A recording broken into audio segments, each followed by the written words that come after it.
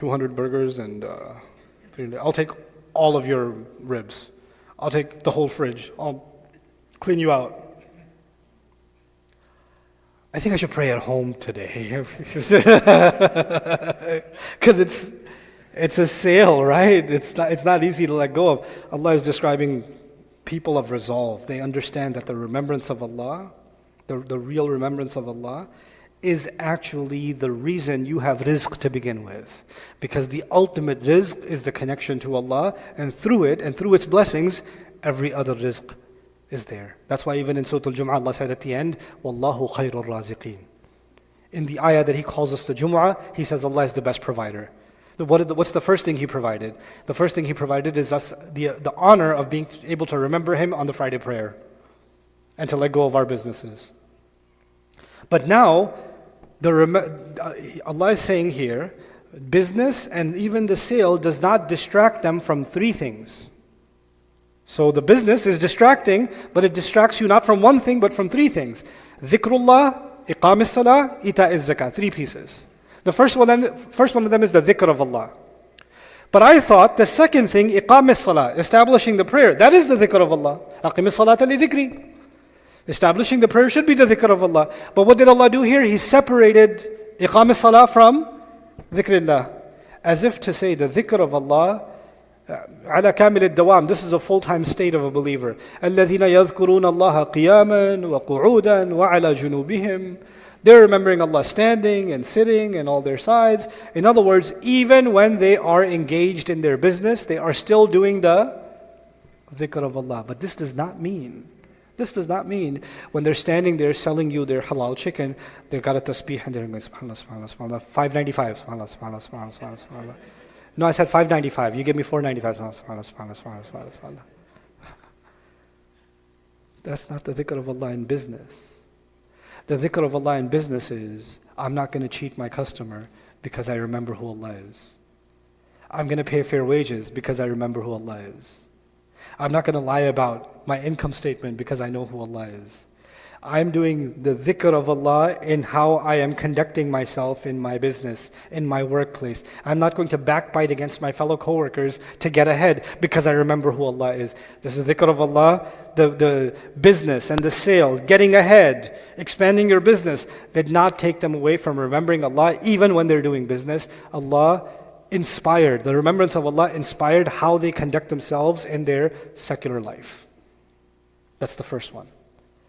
Then they need a super reinforcement where they cut themselves off from their business and worldly life, and they are just wholly dedicated to Allah for a few minutes, and then they go back in again. And what is that? Iqam as-salah. And normally we say iqamat as-salah, the ta is missing, which might even be an indication of continuity. The ta removal might be just constantly. They are da'imun. Hum ala salawatihim da'imun. They're constant in their prayers. Doesn't matter how busy work gets, salah time is salah time is salah time. You know, one of my favorite places to be in the world is Malaysia. And one of the things I love about Malaysia is they have this concept of the government initiative called the surau. The surau is their word for a musalla, a prayer room. Every commercial building has an apartment or a floor dedicated as a prayer space. So wherever you are, if you're in an office, a lawyer's office, a dentist's office, whatever else, whatever you're doing, it's time for salah, and the masjid's too far away, there's a musalla in the building itself where you can pray by jama'ah. You could do that, right? So they created a culture of allowing people that their tijara and their bay' does not take them away from the dhikr of Allah and from iqam as-salah. And then of course, what Allah mentions at the end is wa ita az-zakah. Ita zakah, I would argue, there's two things here. The remembrance of Allah and then the establishment of the prayer diverges from what happened in the Jewish tradition and diverges from what happened in the Christian tradition. The Christian tradition went towards remembering Jesus as opposed to remembering Allah. And then they changed the form of prayer itself. The salah that was given to Musa alayhi salam, wa aqim as-salata li dhikri. Allah told Musa alayhi salam to establish the prayer. And Isa alayhi salam was supposed to reinforce the sharia given to Musa alayhi salam, right? مُصَدِّقًا لِمَا بَيْنَ يَدَيَّ مِنَ التَّوْرَاتِ, which means the establishment of the salah that was given to Musa alayhi salam was supposed to be continued by Isa alayhi salam. But what happened in the churches? Do you have iqamatul salah? No, you have chairs and hymns and songs and bells and whistles, and you have buka'an wa tasdiya, you have, choirs, and you have these creative forms of worship, and you go from one church to another, you find different kinds of worship, different kinds of songs, different kind of rituals, different kind of schedules, right? So it's not even one kind of iqamatul salah. There's all kinds. And then wa ita is zakat. What did they do when they collected people's money? When these institutions collected money, they were lining their own pockets or building bigger and bigger and bigger churches and expanding their empire and then charging people more if they want to get a nikah or do a aqiqah or do what, or somebody died, pay up. We're going to do a janazah. You want a long dua or a short dua? Okay, long dua, $25 per minute extra. Right? Well, how much dua you want? You want special mention after Jumu'ah about your aunt who passed away? Okay, inna lillahi wa inna ilayhi raji'un. Right? So this became, how do you even get forgiveness? You put, $5 in the box and then say your 3 Hail Marys. It became a business. The religion, you're selling people forgiveness, you're selling people blessings, you're selling people rituals, and taking money from them on top of that. Allah crushed all of that with one phrase, وَإِيتَاءِ الزَّكَاةِ. وَإِيتَاء, in the giving of zakah. And what's amazing to me about this ayah is that actually Allah is not even talking about the general public. He's talking about the patrons and the caretakers of those homes. He's talking about the imams of Christianity and the imams of Judaism, and therefore the imams of Islam, the ulama, the imams, the administrators, the board members, the patrons of the masajid, the ones that are cleaning up the place, the ones that are securing the place, the ones that are registering the place with the government. He's talking about these are the people, they never get distracted and they make the dhikr of Allah their priority and giving of zakah. In other words, they're when it comes to fiscal responsibility to Allah, just like they are exclusively in prayer to Allah, they are exclusively focused on making sure every penny goes where it's supposed to go, just like every sajda goes in the direction it's supposed to go. وَإِيتَاءِ الزَّكَاةِ. And then what happened in the previous religions is the pastor would get up there and say, man, we need some extra funds today, so I'm going to sell hellfire today really hard, so that if you want to save yourself from hell, here's the donation. يُخَوِّفُونَ النَّاسِ. They instill fear into people. Fire and brimstone, they call it. What did Allah say? يَخَافُونَ يَوْمًا تَتَقَلَّبُ فِيهِ الْقُلُوبُ وَالْأَبْصَارُ. They themselves, the patrons of the masajid, the caretakers of the masajid, the people that are running the masajid, they themselves are afraid of a day on which hearts and eyes are going to be flipped over. They are embodying the fear. They're not there to instill fear in others. They are the embodiment of that fear themselves, first and foremost. First and foremost. Yes, you can read these ayat as every home. Every home. But if you look at the majority opinion, it's talking about the masajid. And these qualifiers were mentioned so that we would now know that the house built for the remembrance of Allah, finally, because the house is built for the remembrance of Allah before us, following the legacy of Musa alayhi salam, and following the legacy of Isa alayhi salam, and even before that, following the legacy of Ibrahim alayhi salam. The Kaaba had been corrupted, the synagogue had been corrupted, the church had been corrupted. Now it's time to build the house of Allah that will never be corrupted. And here are its pillars. Just like a pillar holds a building up, here are its spiritual pillars that will keep this building from ever being corrupted. And he's mentioning the spiritual core of the masajid.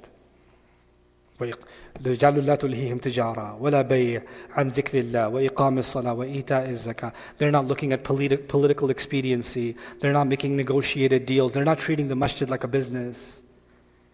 They're not making, social and politically advantageous moves, thinking about the PR, thinking about, they're just afraid of a day where the hearts and the eyes are going to be flipped over. What a strange thing to say, the hearts and the eyes are going to be flipped over. What in the world does that mean? You see, when someone in the other religions reaches a certain state of knowledge, the rabbi, the mufti, the sheikh, the qari, the hafiz, the khatib, when they reach that stage, then what do the general masses start thinking? They start thinking, this person, mashallah, this is a person of Allah. These are Rabbaniyun, these are godly people. We all have temptations, we all have problems, we all have a dark side. These people, mashallah, they graduated beyond their dark side. They've entered the state of righteousness. Now they can tell us how to be righteous because they are on a higher standard. Obviously, they're literally standing higher than us, so they must be at a higher standard. right? They're telling us about God, which means they must already have embodied everything they're telling us about. So people would put the priest and the rabbi and whoever else on a pedestal, right? On a pedestal. Now Allah is describing what goes on in the heart of the rabbi or the priest, or what's supposed to go on in the heart of the imam and the khatib and the scholar and the da'in. يَخَافُونَ يَوْمًا تَتَقَلَّبُ فِيهِ الْقُلُوبُ وَالْأَبْصَارُ. They're afraid of a day when the hearts and the eyes are going to be flipped over. In other words, I may have good intentions in my heart, but there's also a dark corner in my heart. There's also temptation, there's also greed, there's also ego, there's also anger, there's also jealousy. Nobody's immune from it. لا تزكوا أنفسكم. Do not declare yourselves pure. هو أعلم بمن اتقى. He knows whoever has taqwa.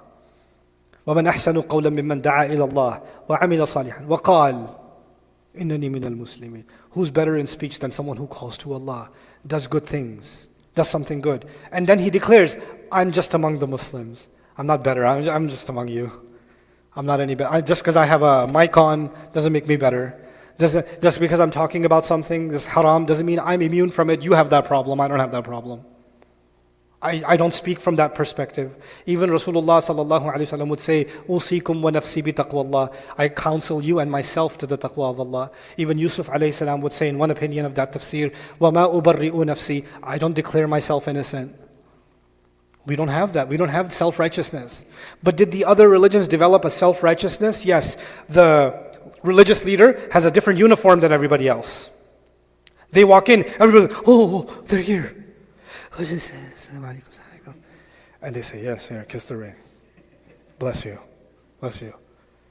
And they make sure they wear extra long robes so people feel like they floated, like they walked on water. They're like Jesus 2.0. They're doing that. Right? And they don't see that underneath. Right? You have to have a certain appearance. You have to have a certain aura. You have to be different from everybody else. Because it's part of the look. You know, part of the shtick, part of the sales pitch, right? But these people are afraid that Allah will rattle. Like, I don't want to mess this up, but like, I'll give you a silly example to help you understand this, because I saw this recently. You ever see kids eat a bag of potato chips, and when it's done, there's still some crumbs kind of on the inside, and they can't reach it, and they're doing like all this like mujahada to like, right? The heart, as good as it may be, in its corners there are these dark spaces, these crumbs, these bad intentions, these bad thoughts. Everybody has them. And these people that are actually leading the religious sphere, they are truly afraid that Allah will bring a day where He's going to rattle the heart like a box, and all those things that were hiding deep inside are going to what? They're going to fall out. I'm going to be exposed. You notice Allah didn't even here mention that He's going to punish. They're afraid of Allah's punishment. They didn't mention fear of Allah didn't mention their fear of punishment. Allah mentioned their fear of what is deep inside their hearts being exposed. Because in the eyes of people, these are pure people. And people say, MashaAllah, Jazakallahu khairan, I make you so much dua. I wish my son could be like you. Please make dua for us. Allah will accept your dua. You're so, you're already on like 6th heaven. And some people will send you to Jannah early. Like, may Allah give you Jannah. Sometimes I have to say, not yet. Hold on. Take it easy. Right?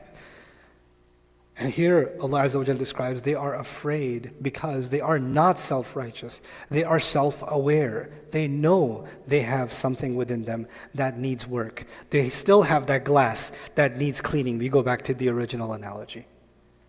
They still have that glass that needs cleaning. If the heart was described as a lamp, then the home became a body, right?